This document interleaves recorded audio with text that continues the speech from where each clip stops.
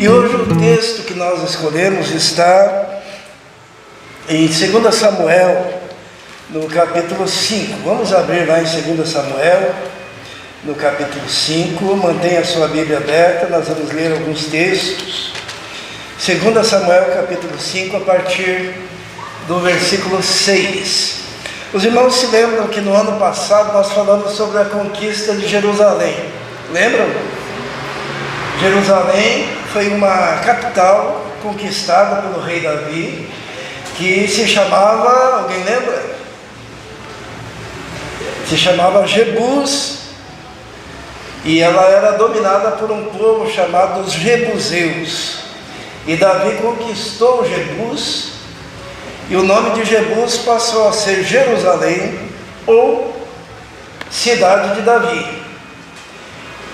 Nós já falamos sobre isso, e hoje nós vamos pegar ainda esse texto e essa conquista de Jerusalém para estudarmos a palavra do Senhor. 2 Samuel capítulo 5, a partir do versículo 6. O rei e seus soldados marcharam para Jerusalém para atacar os jebuseus que viviam lá.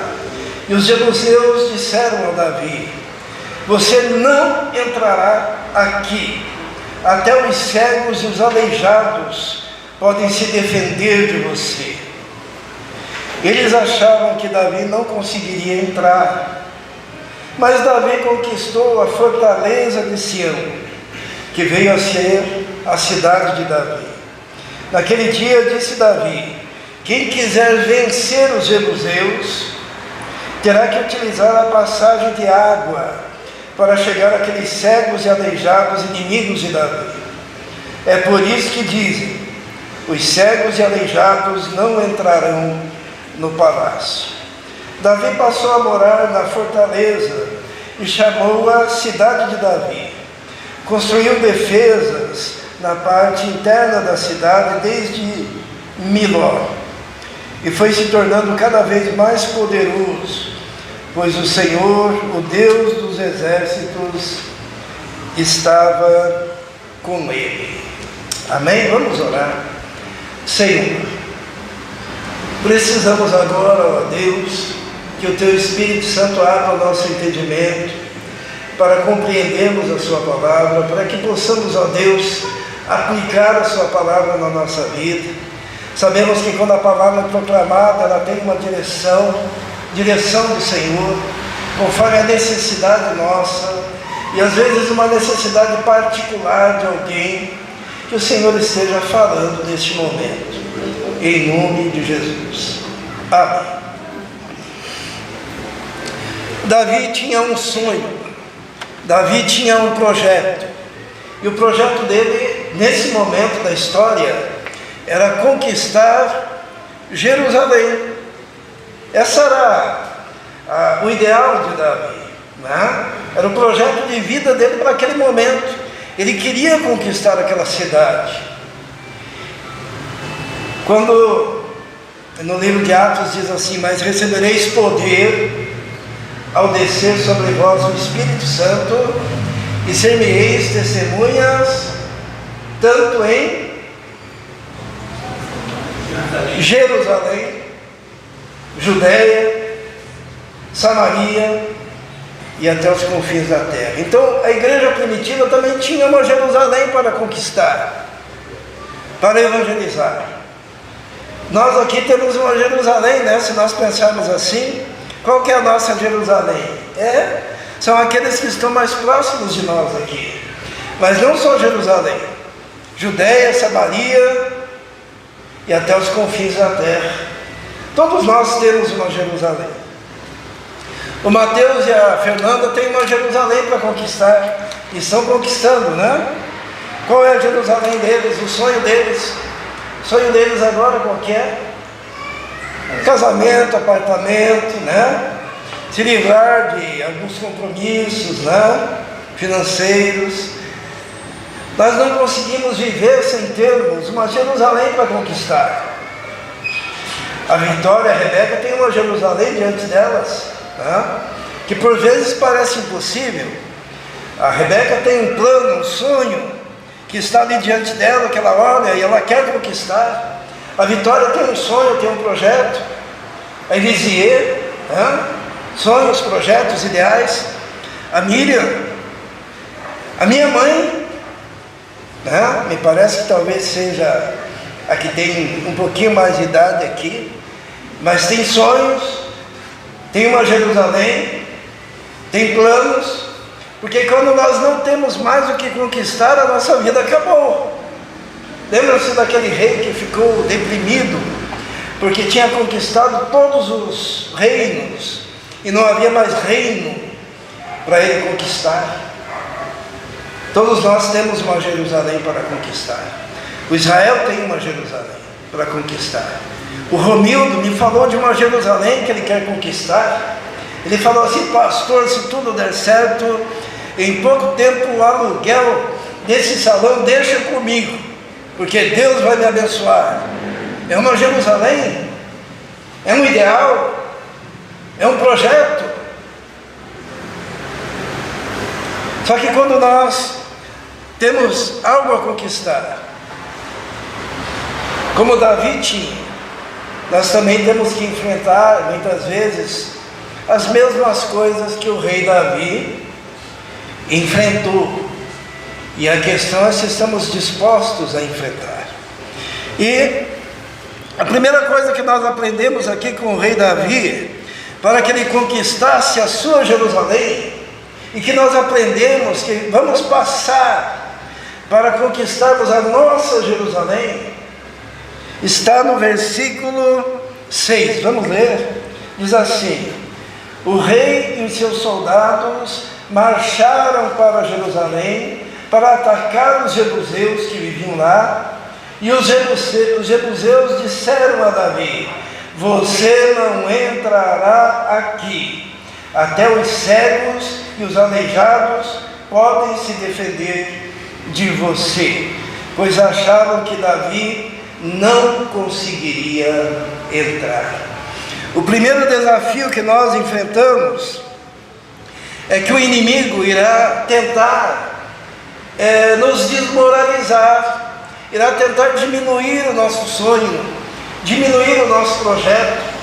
Para o rei Davi foi dito: olha, até os cegos e os aleijados podem se defender contra o seu exército. Eles acharam, porque Jebus era uma fortaleza, não tinha como entrar, e os jebuseus estavam seguros de si. E muitas vezes na vida da gente, quando nós temos sonhos, projetos, também acontece conosco de alguém dizer: você não vai conseguir, até um cego e um aleijado vai conseguir ser mais rápido do que você não vai vencer, porque o teu projeto é muito grande, e não é para você. Foi o que disseram para Davi e para o seu exército. Lembram-se de Davi? Davi enfrentou isso quando foi enfrentar o gigante Golias, lembram? Quando Davi foi enfrentar o gigante Golias, a primeira coisa que aconteceu é que Golias desprezou Davi, porque era um jovem magricela, ruivo e de gentil aspecto. E Golias falou: o quê? Eu sou acaso algum cão para que você venha contra mim com pedras e paus? E Davi ele teve que dizer: eu venho em nome do Senhor dos exércitos. Nós somos desprezados. Jesus sofreu desprezo também. Quando Natanael, o que ele falou? Pode vir alguma coisa boa lá de Nazaré? Nazaré era uma vilazinha escondida, longe dos grandes centros, com pouquíssimos moradores. E Natanael desprezou quando falaram que tinham encontrado o Messias e ele era nazareno. E assim, também, quando nós temos ideais, quando nós temos Jerusalém a conquistar, também nós vamos ouvir isso.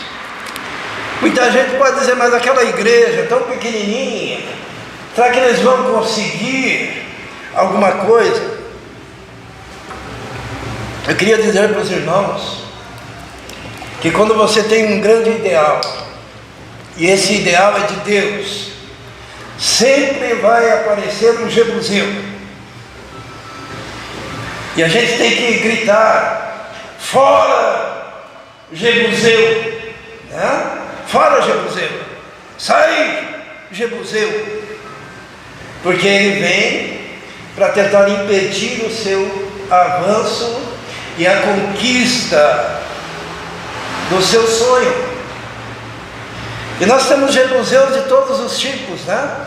Às vezes nós temos um jebuseu morando conosco na família da gente, dizendo: você não vai conseguir, você é muito fraco, você não tem dom, você não tem talento. Às vezes nós temos um jebuseu do lado de fora, como era o caso de Davi, e daí ele diz: olha, tudo bem, você tem um bom plano, mas você não vai conseguir. Mas sabe qual que é o pior jebuseu? O pior jebuseu é aquele que mora dentro da gente, quando o nosso coração mesmo começa a dizer: ah não, eu não vou conseguir, ah não, eu sou muito fraco, eu não tenho dinheiro, eu não tenho talento, eu não tenho recursos. E esse jebuseu de dentro da gente, ele precisa ser tratado com as promessas de Deus, com a palavra de Deus, com a fé no Senhor. Quando vier um jebuseu, seja dentro, seja fora, seja da família, seja um amigo, o que a gente tem que dizer? Fora jebuseu, né? Coloca o jebuseu para correr. Uma vez um grande evangelista estava no ponto de ônibus, o nome dele é Igles. Ele estava no ponto de ônibus, e daí veio uma senhorinha com um cachorrinho, né? E ela disse para o cachorrinho dela: volta para casa, eu vou pegar o ônibus, volta para casa. E o cachorrinho ficava lá assim, né? E ela: volta para casa, e o ônibus chegando. Daí quando ela viu que não tinha mais o que fazer com aquele cachorrinho, o que ela fez? Ela bateu o pé e: para casa! O cachorro foi. E o Igles falou assim: é assim que a gente lida com o diabo. A gente não fica conversando com ele: ah, vai embora. Bate o pé com autoridade, e que nem aquele cachorrinho, vai chorando embora. E assim a gente faz com os nossos jebuseus. A primeira coisa que acontece na vida da gente, irmãos, quando nós temos grandes ideais, são essas oposições aos nossos sonhos. Mas se Deus te deu um sonho, se Deus te deu um propósito de vida, Deus também vai te dar condições para conquistar. A segunda coisa que nós aprendemos aqui, quando Davi ia conquistar a cidade de Jerusalém, está no versículo 8, vamos ler. Diz assim, desculpem que eu ainda não me recuperei, né? Versículo 8: naquele dia disse Davi: quem quiser vencer os jebuseus, terá que utilizar a passagem de água, para chegar àqueles cegos e aleijados inimigos de Davi. É por isso que dizem: os cegos e aleijados não entrarão no palácio. O que os jebuseus falaram para Davi? Até os cegos e aleijados podem vencer o seu exército. O que Davi respondeu para o seu exército? Disse assim: vamos entrar e conquistar aqueles cegos e aleijados então. Ele se posicionou. Mas Davi, ele fala algo que durante muito tempo foi misterioso, mas hoje nós já sabemos o significado. Porque Davi, ele diz assim, no versículo 8: naquele dia, disse Davi, quem quiser vencer os jebuseus, terá que utilizar a passagem de água, para chegar aqueles cegos e aleijados, inimigos de Davi. E quando nós lemos isso, a primeira coisa que nós imaginamos é que seria uma passagem de água para dentro de Jerusalém, pela qual eles poderiam entrar. Mas se fosse uma passagem de água, sim, os jebuseus saberiam e ficariam na espreita e não deixariam ninguém passar. Mas o rei Davi falou: olha, para a gente conquistar essa fortaleza, teremos que passar pela passagem de água. E essa passagem de água, sabe o que era, irmãos? Os irmãos sabem que na antiguidade eles também usavam banheiro, né? Uma cidade, uma fortaleza, cada vez que precisasse, né, teria que sair da cidade para enterrar lá fora. Não, eles tinham dutos que iam até um lugar que era chamado na época de... É chamado, inclusive, em algum lugar, como Vale da Sombra da Morte. Lá tinha lixão, lá tinha esgoto, lá tinha tudo aquilo que não prestava, tinha cachorro morto. E o rei Davi, o que ele falou? Para nós conquistarmos, teremos o quê? Que utilizar a passagem de água. Irmãos, quanto maior o desafio, maior o sacrifício envolvido.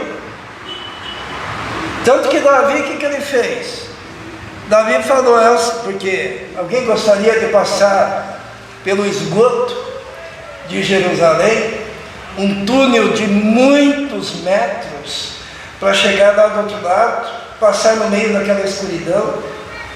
Davi, sabe o que ele faz? Nós vamos ler daqui a pouco. Aqui ele diz assim: para nós vencermos os jebuseus, foi a estratégia do estrategista Davi, vocês vão ter que ir pelo esgoto. E daí Davi disse assim, nós vamos ver no outro texto daqui a pouco: o primeiro que for será o capitão de todo o meu exército.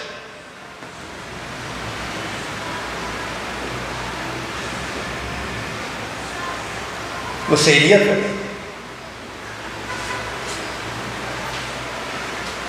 Sabe o que acontece?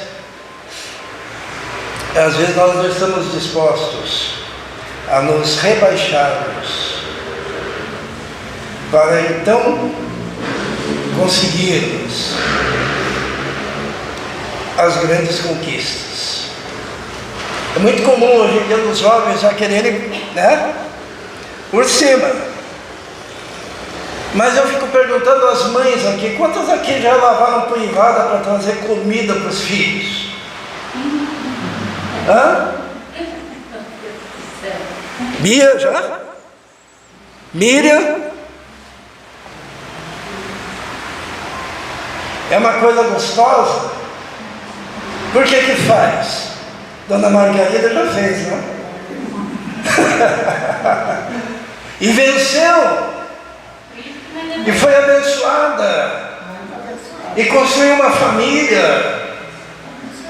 E construiu uma vida. Mas eu não. Né? Eu não estou disposto. Porque aqui nós descobrimos algo, que para que Deus nos dê aquilo que é o nosso sonho, muitas vezes Ele tem que nos derrubar literalmente na...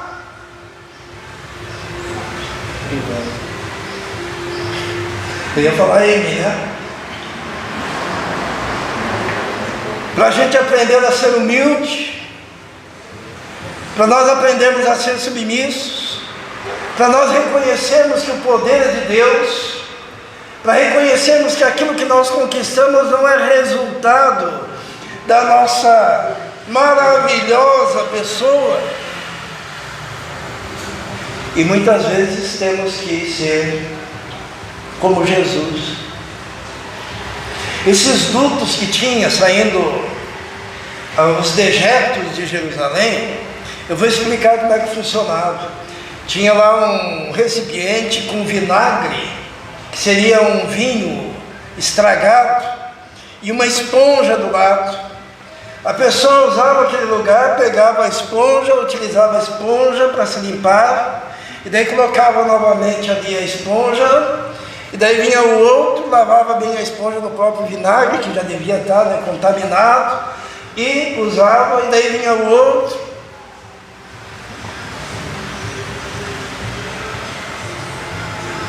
Sabe, às vezes nós não estamos dispostos a descermos para podermos subir. A Bíblia diz que o maior exemplo que nós temos é Jesus, porque a Bíblia diz que Ele deixou o resplendor da sua glória e desceu a este mundo e humilhou-se e se fez homem e se fez servo. E como servo Ele diminuiu-se até a morte, e morte de cruz. Por isso Deus o exaltou, soberanamente lhe deu um nome, que está acima de todo nome, para que ao nome de Jesus se dobre todo o joelho, no céu, na terra e debaixo da terra. O exemplo de Jesus, Ele desceu, Ele se humilhou, Ele morreu na cruz. Nós cantamos, né? Como que nós cantamos, Israel? Jesus Nazareno, pregado na cruz, coberto de sangue, seu rosto ficou. Mas tem uma parte que diz assim, Bia, você lembra bem, né? Lhe deram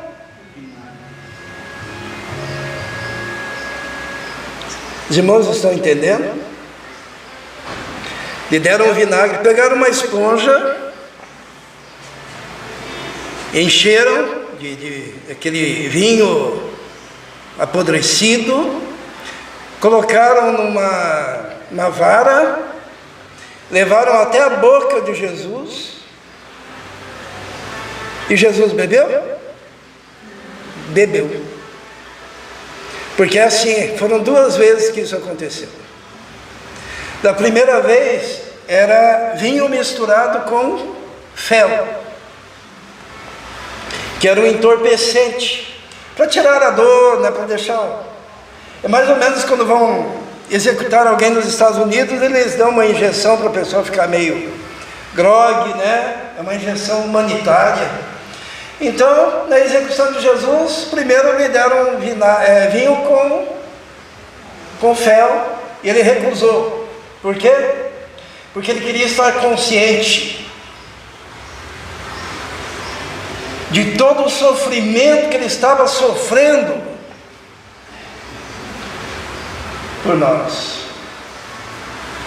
Mas depois que ele passou o sofrimento, um pouquinho antes de ele dizer aquela palavra, qual palavra? Está consumado. Um pouquinho antes, pegaram uma esponja, diz que alguém foi correndo lá, encheu a esponja, colocou ali, porque Jesus, ele tinha gritado, sabe o que ele gritou ali naquela hora? Ele gritou, tenho sede. Correram e não deram água, né? Molharam a esponja, colocaram na boca de Jesus, e logo em seguida Jesus, agora sim, está consumado. Para que se cumprisse o que foi dito pelo profeta, no Salmo 69, vamos ler o Salmo 69, que Jesus cumpriu toda a palavra.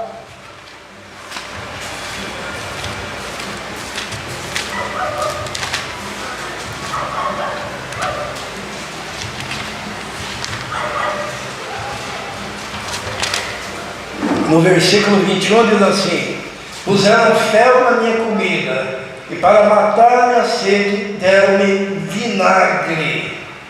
Porque o vinagre, ele tinha a propriedade de causar mais sede. Porque Jesus estava com a língua inchada, grudada, os lábios grudados, rachados, com sede. e daí alguém lhe coloca vinagre na boca, e ele logo em seguida diz: está cumprido, porque a última palavra e profecia a respeito do seu sofrimento ali se cumpriu. O Senhor muitas vezes Ele exige de nós alguns sacrifícios que se parecem com aquilo mesmo que aconteceu com Ele na vida dele. Mas a pergunta é: até que ponto você está disposto? Porque é mais ou menos assim, ó. Se o ideal é enorme, a exigência vai ser enorme, é proporcional. É porque, por isso que existem pessoas medíocres. O que é o medíocre? É aquele que tem um ideal pequeno para que não precise trabalhar muito. É aquele que tem um ideal pequeno para que não sofra muito. É aquele que tem um ideal pequeno para não ter que desprender-se muito. Ele quer viver se divertindo, ele quer ir para a balada, ele quer... Mas imaginem a pessoa que vence. Pegue logo um doutor, pós-doutor, e pergunte para ele o quanto ele teve que negar-se a si mesmo. Aquele túnel, muitas vezes, aqui não é literal, né? Mas muitas vezes a gente tem que se prontificar a entrar nesse túnel. Cada uma das irmãs aqui que falaram que já limparam privada, entraram nesse túnel. E não sabiam quanto tempo teriam que fazer esse serviço. Mas a esperança estava no coração. E hoje eu vejo a minha mãe, por exemplo, sorrindo quando vê os netos, né? Cantando, louvando. Valeu a pena. Valeu a pena. Valeu a pena. Valeu a pena. Valeu a pena. Nós vamos abrir a nossa Bíblia no livro de 1 Crônicas,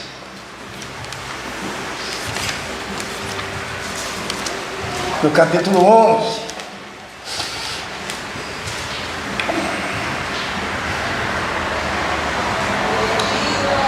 no versículo 4. Vamos ler?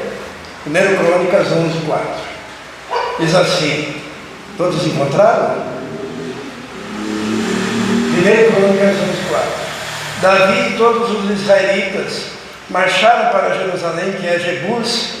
Os jebuseus, habitantes da cidade, disseram a Davi: você não entrará aqui. No entanto, Davi conquistou a fortaleza de Sião, a cidade de Davi. Naquele dia, Davi disse: o primeiro que atacar os jebuseus se tornará o comandante do exército. Joabe, filho de Zeruia, foi o primeiro, e por isso recebeu o comando do exército. Aqui nós aprendemos, irmãos, que o sonho de Davi era Jerusalém, e o sonho de Joabe era ser capitão do exército. E Davi disse: o primeiro que atacar será capitão do exército. E ali entra um conflito do tamanho do seu ideal e o tamanho daquilo que você quer investir. E se não der uma equação correta aí, o que vai acontecer? Outro irá no seu lugar. Joabe, eu fico imaginando ele, quando Davi falou: o primeiro que entrar será o primeiro atacado e será comandante do exército. Ele correu: eu vou primeiro,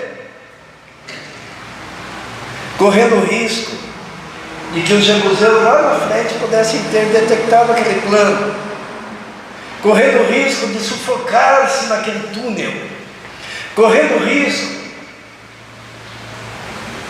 de ter que caminhar na base da esperança, correndo o risco de que ninguém o acompanhasse atrás dele, porque ele sozinho não conquistaria a cidade. Mas ele foi. E aí que está o tamanho do seu ideal. Será proporcional ao tamanho do seu sacrifício. Nós temos um grande ideal, nossa Jerusalém aqui, né? E essa conquista vai depender do desprendimento e de cada um de nós abraçarmos esse sonho, mesmo que implique em renúncia, em dor muitas vezes, em sofrimento. Aquele homem, naquela rede de esgoto, talvez no meio do caminho ele pudesse ter pensado, né? O que eu estou fazendo aqui, né? Porque às vezes parece que Deus nos coloca em situações tão difíceis, tão complicadas. E daí nós nos lembramos do caso de Lázaro. Lembram de Lázaro? Lázaro ficou doente, lembra? E daí o que aconteceu? As irmãs de Lázaro mandaram avisar Jesus que Lázaro, o amigo dele, estava doente. E o que Jesus fez? Ele não foi. Então às vezes nós nos sentimos assim, Deus não nos abandonou. A gente falou, ele ouviu, mas ele disse não, ele não foi. E Lázaro ficava cada vez mais doente. E eu fico imaginando aquelas irmãs dizendo, por que Jesus não veio? Até que chega um ponto em que a única coisa que aquelas irmãs têm em casa é o corpo morto de Lázaro na cama.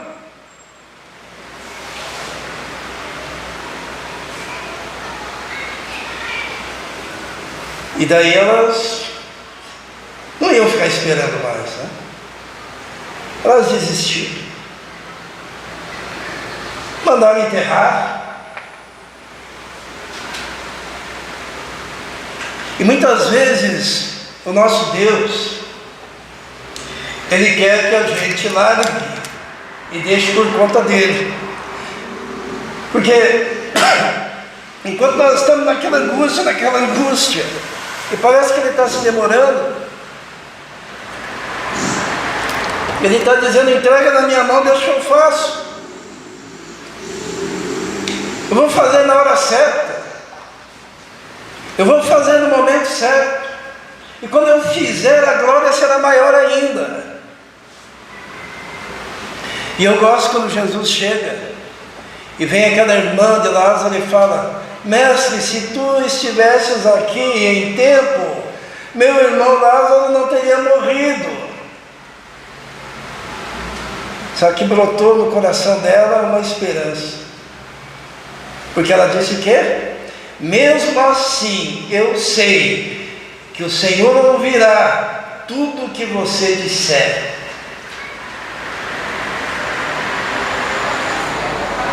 O que nos segura muitas vezes em continuarmos a caminhada é a esperança, mesmo que a gente esteja naquele buraco. Mas se você tiver confiança, se você tiver fé, se você tiver perseverança, mesmo que pareça demorar, chegará o Senhor e Ele vai dizer, eu sou a ressurreição e a vida. E mesmo aquilo que parece impossível, para o Senhor Jesus, é possível. Tanto Davi quanto Joabe conquistaram o que eles queriam. Davi conquista a sua Jerusalém, Joabe conquista o seu posto de comandante, porque ele esteve disposto a caminhar naquela direção, mesmo tendo que se humilhar.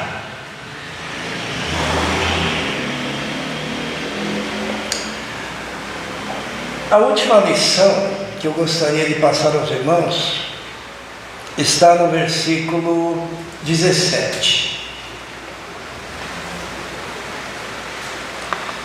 1 Crônicas 11, 17.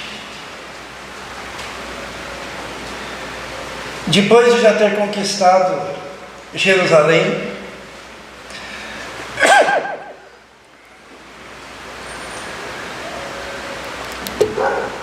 Davi estava ali perto da caverna de Adulão, e ele falou alto, nós já falamos sobre isso esses dias, né? Ele falou assim: quem me dera me trouxessem água da cisterna que fica junto à porta de Belém. E os soldados ouviram que Davi estava com desejo de beber da fonte de Belém.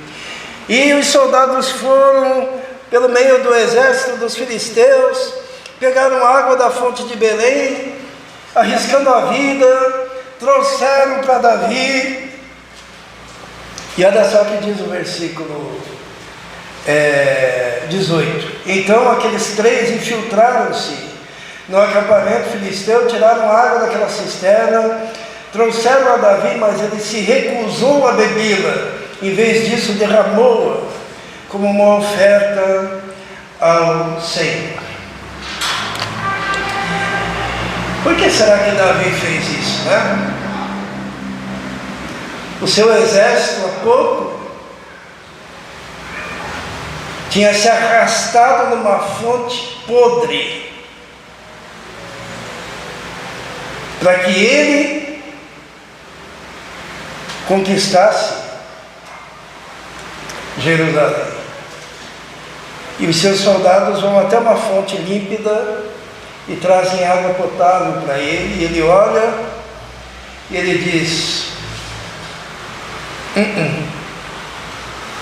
não dá para beber, vou oferecer ao Senhor, porque os homens arriscaram a vida para buscar essa água, não é justo. E a última lição que eu gostaria de deixar hoje é que essas irmãs aqui que lavaram privadas, e os irmãos também, que sofreram. Quando eu falo lavar privada, não tem nada de indigno nisso, é um serviço muito digno. Mas o que eu quero dizer, mais em relação ao esforço que a pessoa faz para criar um filho, uma filha. O Marcos a vida toda trabalhando, é garçom, é ajudante, é na empresa, é em casa, não é verdade, Marcos? E se de repente depois, aqueles que usufruíram desse trabalho, começassem a esnobar o Marcos, né? Eu já vi situações em que filhos não queriam que os seus pais fossem com eles na universidade porque eles tinham vergonha. Davi teve a sensibilidade de perceber o valor daquela atitude daqueles soldados, e constrangido ele disse: não vou beber uma água potável depois de tudo isso. E derramou essa água perante o Senhor e ofereceu ao Senhor como sacrifício agradável, suave a Deus. É muito triste quando as nossas crianças crescem e começam a achar que o pai não sabe nada, a mãe não sabe nada, a avó não sabe nada, agora é eles que sabem, eles que são bons, eles que são fortes. E muitos filhos colocam os seus pais, sendo que poderiam cuidar em casa, mas daí querem se livrar, né? O asilo é uma coisa excelente, quando há necessidade. Mas eu creio que o sentimento do filho deveria ser: eu jamais dormiria numa cama na minha casa, confortável, enquanto meu pai e a minha mãe estão num lugar estranho, longe de todos. Se é para estar longe, Eu pego a minha cama e transformo numa cama de pedra, porque eu não vou usufruir enquanto aqueles que lutaram por mim não estivessem comendo o que eu como, bebendo o que eu bebo, dormindo onde eu durmo, tendo a alegria e a felicidade de viver nesse mundo com prazer e como pessoas vitoriosas. Os jovens não sabem a dor no coração de um pai e de uma mãe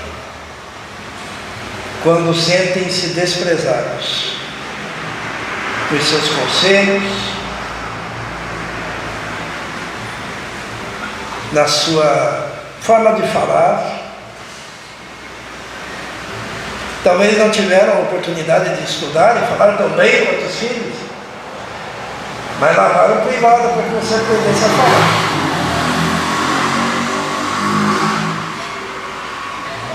Davi tinha sensibilidade. Eu creio que é digno de um filho olhar para o seu pai, para o seu avô, para a sua avó, sua mãe, e dizer obrigado. Hoje, a gente sempre quer que os filhos estejam melhores do que nós, não é verdade? Sempre. Nós nos alegramos com isso. Mas a gente também quer que os nossos filhos nos convidem a usufruir do sucesso que eles conquistaram. Por isso que a Bíblia fala uma coisa muito importante: honra teu pai e a tua mãe, para que te prolongue os dias sobre a face da terra. Quero agora pedir que você pense qual é a sua Jerusalém para ser conquistada. Feche os olhos, pense. Se tem uma Jerusalém para ser conquistada, talvez você já esteja conquistando uma, está indo para a segunda, né? Jerusalém. Algum outro ideal? O que você quer? E se for grandioso, você está disposto a, se for preciso, até entrar naquele túnel de Jerusalém, para que lá no final você tenha a vitória? Eu sei qual que é a minha Jerusalém agora. Minha Jerusalém é esse bairro aqui. É a igreja unida como hoje. Qual que é a sua Jerusalém? Se você estiver com 100 anos, Deus ainda tem uma Jerusalém para você conquistar. Vamos colocar essa Jerusalém diante do Senhor. Vamos orar. Santo e eterno Deus, nós sabemos que os projetos, os planos, os ideais estão todos relacionados aos dons que o Senhor nos concede, ó Deus. E a Tua palavra diz que nós não devemos enterrar os nossos talentos, os nossos dons, que é coisa terrível fazer isso. Mas, Senhor, o Senhor tem colocado sonhos e planos no nosso coração, e pedimos então que o Senhor nos dê também a capacidade, o poder, a sabedoria, o discernimento, para conquistarmos em Teu nome, Senhor, cada plano, cada ideal, cada sonho. E como Davi, ó Deus, possamos perceber que existe sempre um caminho para atingir aquele objetivo que o Senhor nos dá. Que o Senhor nos dê a iluminação do Teu Espírito. Que o Senhor esteja abençoando a sua igreja, ó Deus, aqui nesse bairro. Que possamos conquistar aqui a nossa Jerusalém, mesmo com sacrifício e esforço, porque sabemos que no final nós teremos uma grande festa de alegria e vitória. Esteja, Senhor, nos abençoando. Em nome de Jesus. Amém.